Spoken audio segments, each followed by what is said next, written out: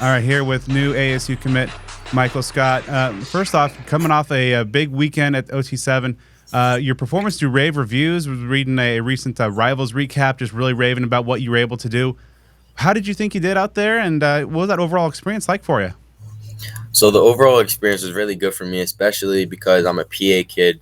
So being able to showcase my talents around the world in front of like different rivals like 247 or on three and go against top prospects in the nation like 5 stars, 4 stars, and be able to just show everybody that can compete at the highest level and getting ready for college. And that experience was just fun, just building those relationships, because relationships and connections are the biggest thing going into college sports, and not even just talking about football, but also talking about in the jobs world, being able to talk to people, different social media guys, and like they sat down and talked to me how they do stuff, because that's like one of the things and one of the streams of income I want to do when I get into college. And so one of the cool things there is you got the joystick nickname, which I think bodes pretty well. Take our viewers and listeners. What are the origins of that name, and just kind of how does that hint at some of the explosive nature of your game? Yes, sir. So back when I was a kid, joystick was always like, I watched a guy named Dante Hall. Oh yeah. And Dante Hall, he was the human joystick. And so I kind of always just took after that name and just watched him and just like groomed, and not necessarily took his game, but like just took different things from his game, and also like Tavon Austin and people like that. Just watched them and tried to be the best slot receiver that I could be. So let's get to the big question. Why was Arizona State the right place for you to continue your college or career? Arizona State, I love Arizona. Arizona, that was my first time down there. Phoenix, it's a beautiful city, beautiful state. Phoenix, Tempe, and Scottsdale are all also close, and it's like you don't have to go so far to get to where you want. Like there's always something to do down there. Like we did so much down on my official visit, like go-karting and everything, and just like also getting to the football aspect, just like Hines Ward, a Hall of Fame receiver. Now he's going to be a great coach for me and the rest of our recruits that we have. An amazing explosive offense, it's quick tempo, and it's a pro style, which will get me prepared for if I do get the opportunity to go to that next level. I'll be prepared. Amazing coaching staff. It's very loving, and hospitality is just amazing. And then they really show you that they want you to be there and need you to be there to be successful. Of course, taking that visit out here, getting to meet these people face to face, seeing these things up close. You mentioned getting fun things like go karting and such. But yes, what was the overall? What jumped out to you most during your time here and on your visit? Just kind of the overall impression of seeing things face to face and in person. Just how connected they were to their prospects and their recruits. Just how like they spent time with every single one of us, not just singling one of us out, just spending time with every single one of us. And like they showed us how they would use you in the system. Like they took the time out to take an NFL guy, a college guy, and then take you and like implement you into their offense and show you different ways you can be used. And just like they broke down my high school film and showed me things I can do to get better for the next season, show me things I already do well, and just gave me stuff to work on for that when I get back to the high school level, so I can just excel even more.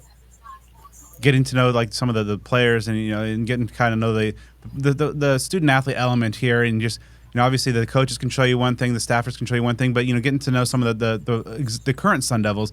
What was your kind of read on the vibe and culture of the program that Kenny Dillingham is building here in Tempe? Yes, sir. So I had a hostess, and his name was KB, Caleb Black. Mm-hmm. That's my guy. Like he's a receiver number 17. And he took me around, really took me in like I was part of the family already, which I am now, part of the family. But just the whole receiving room was very like just so close. It was like a brotherhood. Like you can feel it. Like they do everything together, like literally everything. Like we went out and we had fun. We like I said, go kart. We went out to eat and did all that stuff, and just showing like how close everybody was. Just like very like made me feel good and made my mom feel good, because my mom came, and when she came, she was just making sure that she felt comfortable giving her son off to a coaching staff and a whole family community for the next 4 to 5 years.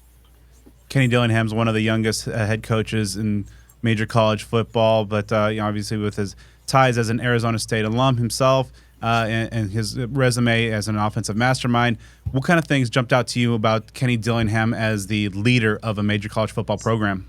Yes, sir. So what jumped out to me is just he's young, but he's on fire. Like you can tell, like he wants to succeed. Like he's ready. Like he's just like you could like when you walk in when he walks in the room, like you can't tell he's the head of everything because he acts like just like a normal guy. Like he's so laid back, but like when he gets on that field, he's like ready. Yo, what stands out to me is like which I thought was crazy.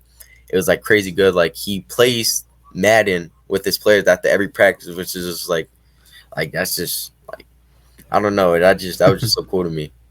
Are you a good Madden player? Because he I will talk am. trash to his players, and like he's they put out some fun videos where he just like is beating some of the guys. Like there's one where he was going against Jordan Tyson and put him. But so how do you think that you could match up against Kenny? He was ducking. He was ducking against me when I went down there. He didn't want to. He didn't want to play me. But when I'm coming back down there for like a game day visit or something. I'm gonna play him for sure. I told him I'm gonna get him. I'm gonna get him one time. What does it say to you, to have a coach who does that? Because they even put out a video that's kind of gone a little viral yesterday, where he kind of played a prank on the players of saying having them plank and the winners would get a copy of the I know. EA game. And so what does it mean? Just like have as he likes to say, we're going to work the hardest while having the most fun in the country, and a coach who blends hard work but also just having that fun and chopping it up with the players. That's my type of style of just like being able to be a college athlete because we're still kids technically, so we're still like it is a job, but like we still want to have like those different spurts where we can have fun and like bond as a team and get closer because that's like some of the most important things in a college football team, just having that bond with each other and that chemistry, and just I don't know, it just felt right. Like everybody gets that feeling. Like when you get that feeling that it's the right place, you just got to be like, yeah. Because I had official visits get planned out that I wanted to plan, but I was like, I don't need to. This is the place. This is the spot I want to be. So here in the Valley today, it's going to be 114. So as a Pennsylvania guy, you ready for this desert heat? Yeah. Pennsylvania gets a little cold, but I don't really like the cold that much. So I said I didn't mind it. I didn't mind it at all. For sure. So I believe Dallastown's kind of an eastern side of the state of Pennsylvania. So are you an Eagles fan getting about ready to be coached by a former Steeler? Nah, no Eagles. Cannot. Which is I'm from Maryland originally, Baltimore, and my whole family they're like Maryland. I mean, the Baltimore Ravens fans and like all those like fans, and I like the Seahawks, the Seattle Seahawks. So. Oh, okay. I was worried that you're going to say Ravens there. I don't like the Ravens. So you're talking about Hines. Obviously, you mentioned Hall of Fame caliber resume. A guy who has a Super Bowl MVP trophy on that mantle, as well as a couple of rings. What jumps out to you about your future position coach being a guy with that pedigree? Yeah, so just that pedigree, like you said, just that pedigree, Super Bowl caliber receiver, hopefully.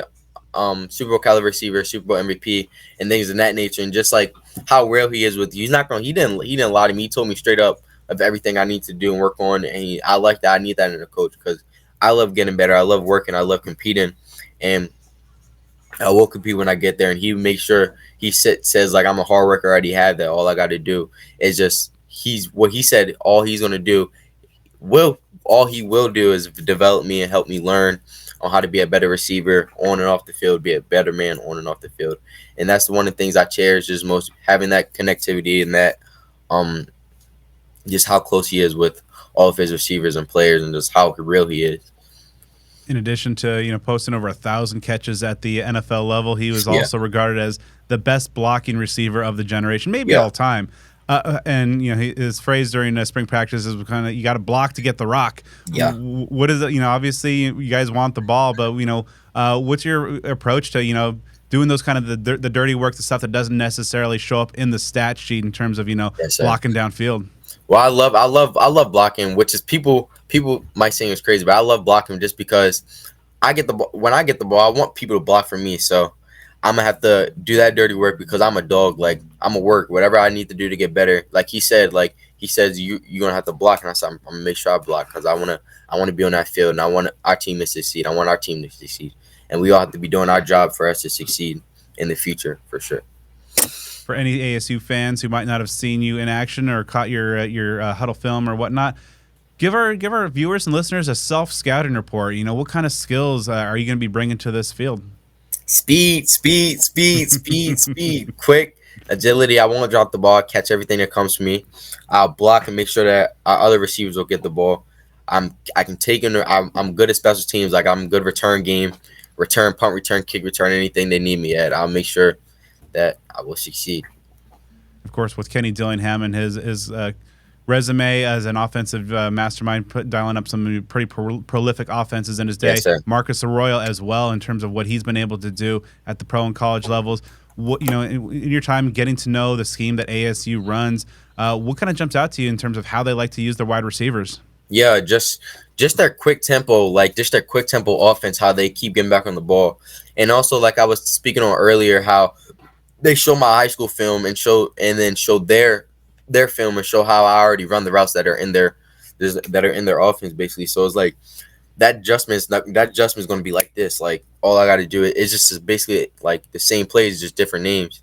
So that's just what stuck out to me, just like the same route combinations and stuff like that, which I just love because it's going to be an easy transition from high school to college. I feel like if I have the right people around me, and I know I have the right people around me at Arizona State. And then you'll be playing in year 2 of ASU's experience in the Big 12 conference. And Yes, sir. you know, what were your thoughts on just playing some major college football in a conference that is pretty renowned for some hard nosed football?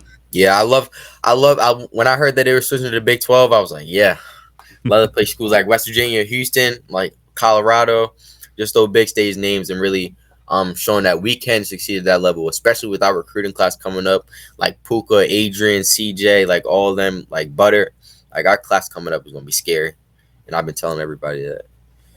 So you got one season left at the high school level. What are some of the goals that you have outlined for this final season, and also some of the things that you want to work on over the course of that season to prepare yourself for making the jump up to major college football? Yes, sir. So some of my goals are just us winning, having a winning season, like 9-1, 10-0, hopefully going undefeated, because that's always the goal.